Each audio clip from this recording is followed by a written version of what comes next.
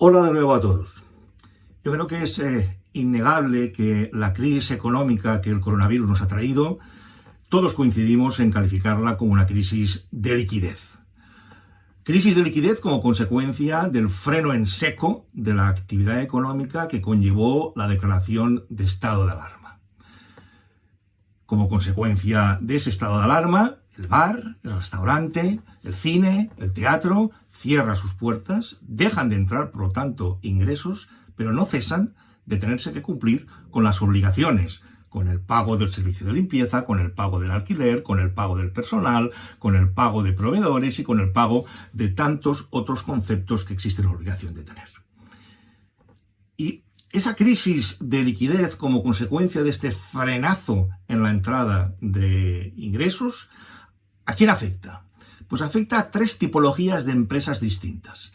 En primer lugar, afecta a empresas fundamentalmente pequeñas y medianas y autónomos, que son empresas que no están excesivamente capitalizadas, que no se caracterizan por tener excesivos ahorros y que, por lo tanto, la escasez y la falta de ingresos le impide a corto plazo tener que hacer frente a sus obligaciones.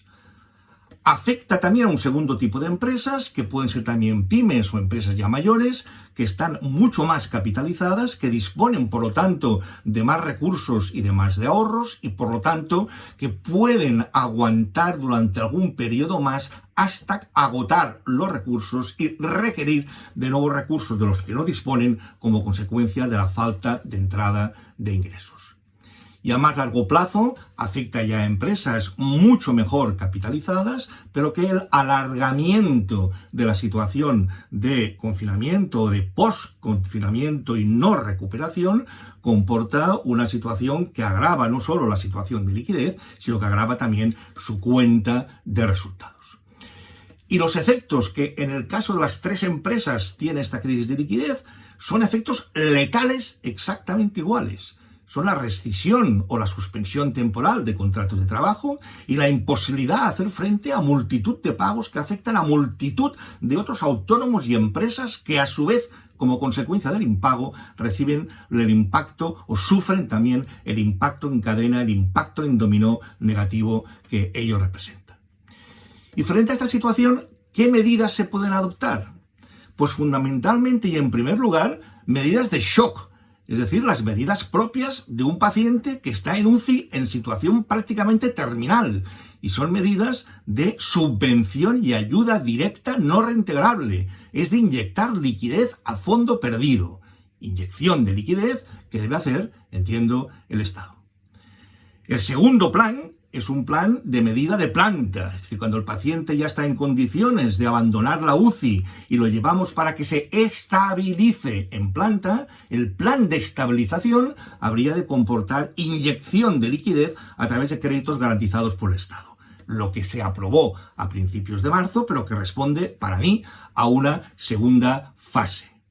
Y la tercera fase, el paciente ya puede reincorporarse a la vida normal y por lo tanto inicia su recuperación y esa recuperación requiere de un plan de choque individualizado porque no es lo mismo cómo está afectando esta situación y cómo afectará a diferentes sectores como es la restauración, la hostelería, la cultura, la automoción o el comercio o muchos otros más cuyas particularidades son muy distintas y que requieren un tratamiento individualizado. Por tanto, plan de choque, plan de recuperación y plan de estabilización. Y en ese sentido, he de decir que esas medidas les corresponde adoptarlas al gobierno y corresponde también al gobierno no tanto intervenir, sino regular el marco en el cual el propio mercado pueda autorregularse para poder salir de este largo túnel en el que estamos transitando. Por lo tanto, en mi opinión, mucho menos paternalismo, mucho menos populismo y mucho más pragmatismo. Sin liquidez, sin que fluya el dinero, tendremos muchos más casos de vulnerabilidad social. Pero la vulnerabilidad social o supuestos de pobreza son como consecuencia de un problema anterior.